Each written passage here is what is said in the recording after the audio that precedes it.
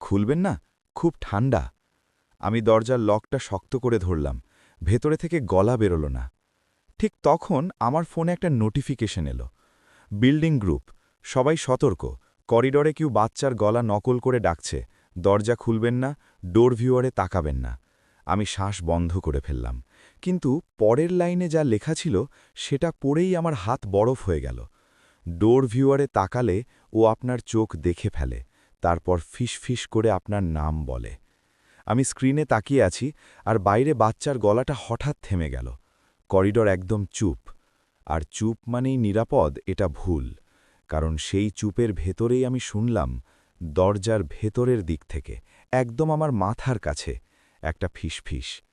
তুমি পড়েছ, তাই না? আমি পিছনে ঘুরে তাকালাম। ঘর খালি, কেউ নেই।